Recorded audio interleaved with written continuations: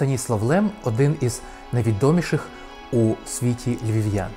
Він народився у нашому місті 100 років тому, прожив тут першу третину свого життя. Тут він ходив до гімназії, любувався чудовими краєвидами Високого замку і центру міста. Тут він спізнав гіркоту совєтської і гітлерівської окупації, коли йому доводилось виживати і рятуватися разом з родиною. Звідси він виїхав уже зрілою людиною, написавши свій перший фантастичний роман «Людина з Марса». Станіслав Лем був пристрасним противником тоталітарних систем. У своєму ранньому романі «Діалоги», опублікованому в перші післясталінські роки, він пояснив, чому тоталітаризм приречений на загибель. У вуха лідерові, керівникові вкладають інформацію, яка йому подобається, і приховують ту інформацію, яка йому не до смаку. Отож, відсутність зворотнього зв'язку рано чи пізно приводить таку систему до загибелі. Лем дуже любив кібернетику, генетику і інші новітні дисципліни, які він разом склав у геніальний текст «Сума технології». Цього року Лемові, який виїхав зі Львова і вже ніколи не повернувся сюди в 1945 році, минає 100 літ. Лем повертається до рідного міста у метафізичній формі, у формі своїх текстів і творів, у формі оповідей про нього, які ви зможете побачити на нашому сайті.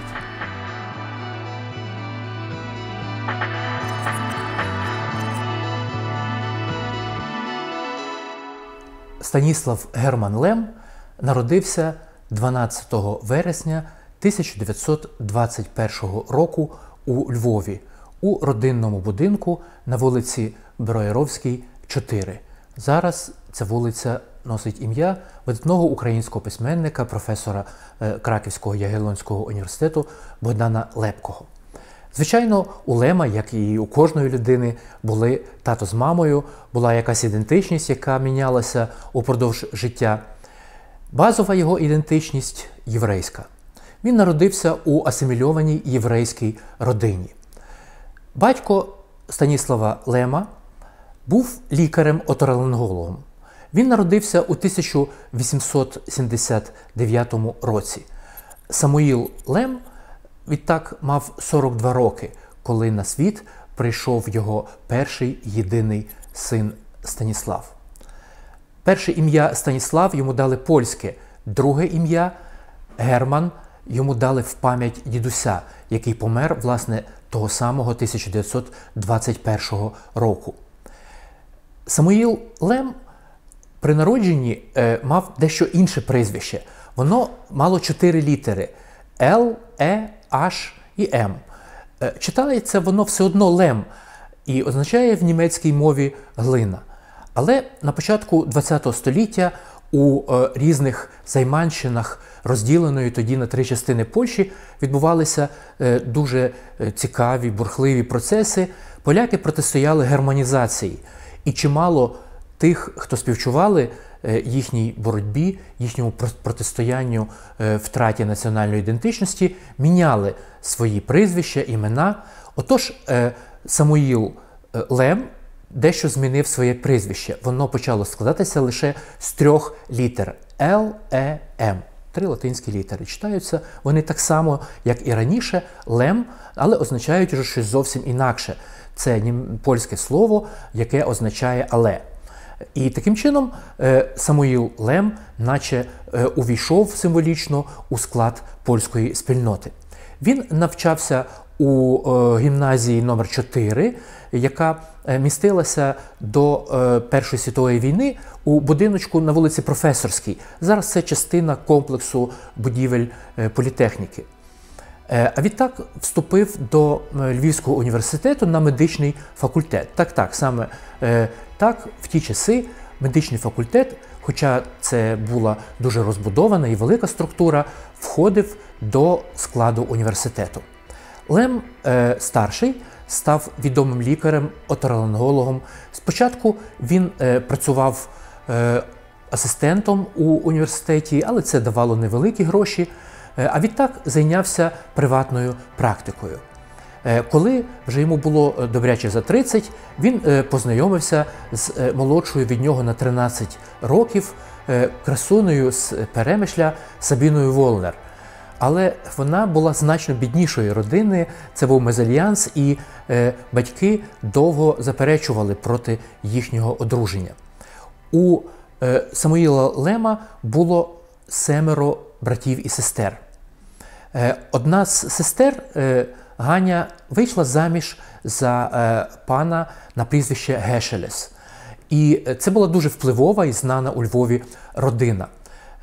Один із її братів був редактором великої сіоністської газети «Хвіля» у Львові, а син Мар'ян змінив прізвище і став знаменитим польським поетом, який написав близько 1500 пісень, присвячених тільки Львову, а окрім того ще тисячі і тисячі інших ліричних пісень, які знають у всьому світі. Отож, в 1918 році Самуїл Лем і Сабіна Волнер одружилися.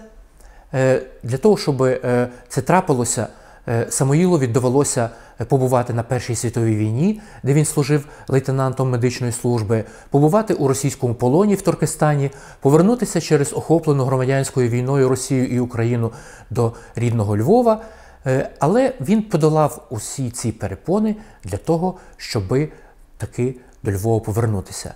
Їхній син народився через 3 роки після весілля в 1921 році, коли Самуїлові Лемові було 42, а Сабіні Волнер 29 років. У родині Лемів дуже любили маленького Станіслава.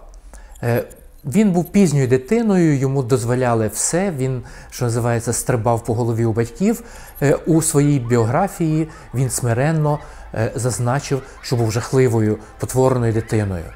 В 1966 році у Польщі вийшов його автобіографічний роман «Високий замок», в якому він описав своє щасливе, достатнє дитинство у будинку на Браєровській, 4, де на горі була майстерня батькова, місце, де він приймав своїх пацієнтів і займався розробкою наукової проблематики, бо він був ще й видатним ученим у питаннях медицини.